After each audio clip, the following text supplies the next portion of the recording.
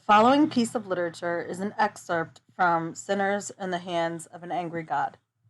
Jonathan Edwards was a British colonial Christian preacher and philosopher. His sermon, Sinners in the Hands of an Angry God, describes hell as a real place. In this excerpt, Edwards describes sinners' relationship with God. As you read, take notes on how the speaker describes sinners' relationship with God. So that, thus it is that natural men are held in the hand of God over the pit of hell. They have deserved the fiery pit, and are already sentenced to it, and God is dreadfully provoked. His anger is as great towards them as to those that are actually suffering the executions of the fierceness of his wrath in hell, and they have done nothing in the least to appease or abate that anger. Neither is God in the least bound by any promise to hold them up one moment. The devil is waiting for them. Hell is gaping for them.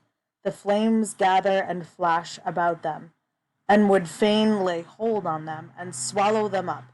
The fire pent up in their own hearts is struggling to break out, and they have no interest in any mediator. There are no means within reach that can be any security to them. In short, they have no refuge, nothing to take hold of. All that preserves them every moment is the mere arbitrary will and unobliged forbearance of an incensed God. The use of this awful subject may be for awakening unconverted persons in this congregation. This that you have heard is the case of every one of you that are out of Christ. That world of misery, that lake of burning brimstone is extended abroad under you. There is the dreadful pit of the glowing flames of the wrath of God. There is hell's wide gaping mouth open, and you have nothing to stand upon, nor anything to take hold of. There is nothing between you and hell but the air. It is only the power and mere pleasure of God that holds you up. You probably are not sensible of this. You find you are kept out of hell, but do not see the hand of God in it, but look at other things, as the good state of your bodily constitution, your care of your own life, and the means you use for your own preservation. But indeed these things are nothing. If God should withdraw his hand, they would avail no more to keep you from falling than the thin air to hold up a person that is suspended in it. Your wickedness makes you as it were heavy as lead, and to tend downwards with great weight and pressure towards hell.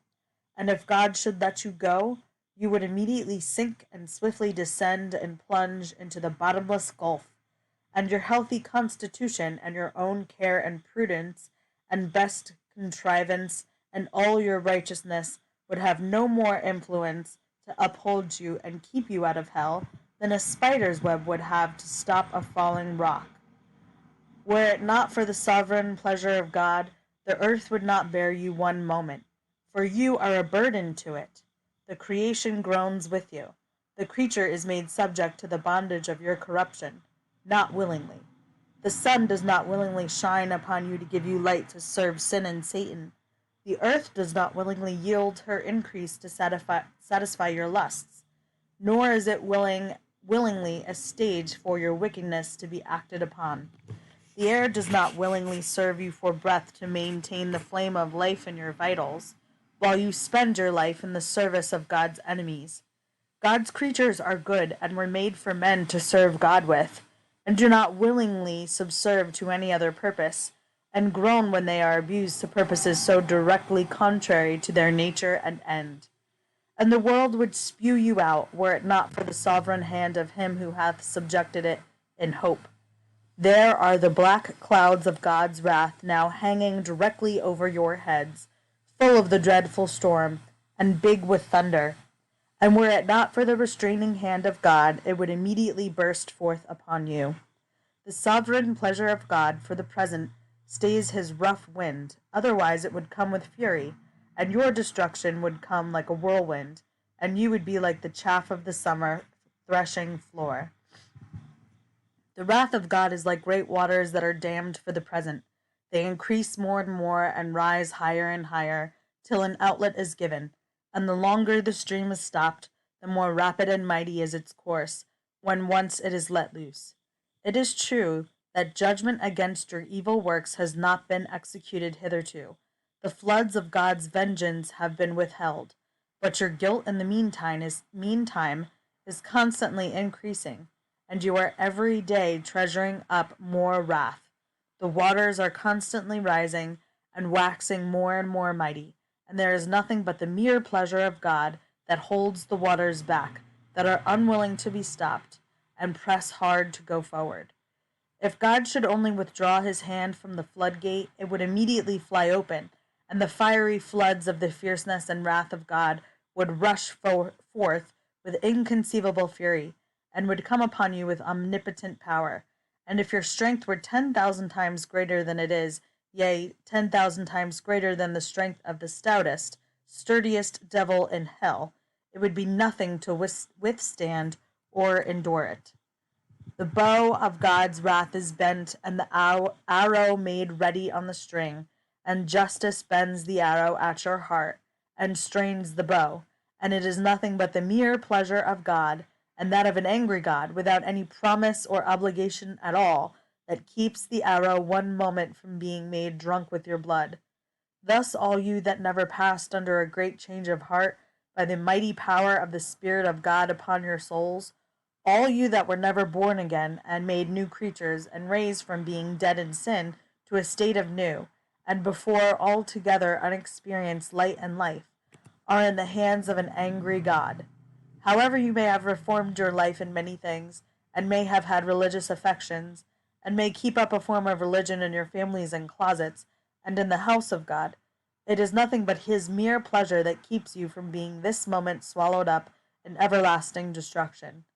However unconvinced you may now be of the truth of what you hear, by and by you will be fully convinced of it. Those that are gone from being in the like circumstances with you, see that it was so with them, for destruction came suddenly upon most of them, when they expected nothing of it, and while they were saying peace and safety. Now they see that those things on which they depended for peace and safety were nothing but thin air and empty shadows. The God that holds you over the pit of hell, much as one holds a spider or some loathsome insect over the fire, abhors you, and is dreadfully provoked. His wrath towards you burns like fire. He looks upon you as worthy of nothing else, but to be cast into the fire. He is of purer eyes than to bear to have you in his sight. You are 10,000 times more abominable in his eyes than the most hateful, venomous serpent is in ours.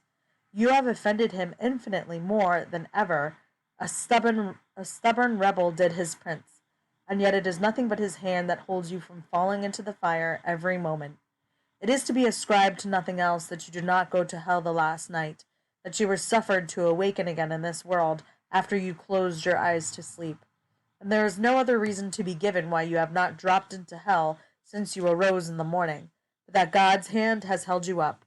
There was no other reason to be given why you have not gone to hell, since you have sat here in the house of God, provoking his pure eyes by your sinful wicked manner of attending his solemn worship.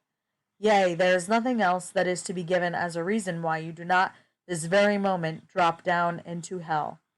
O sinner, consider the fearful danger you are in. It is a great furnace of wrath, a wide and bottomless pit, full of the fire of wrath that you are held over in the hand of that God, whose wrath is provoked and incensed as much against you, as against many of the damned in hell. You hang by a slender thread with the flames of divine wrath flashing about it, and ready every moment to singe it and burn it asunder, and you have no interest in any mediator, and nothing to lay hold of to save yourself, nothing to keep off the flames of wrath, nothing of your own, nothing that you have ever done, nothing that you can do to induce God to spare you one moment.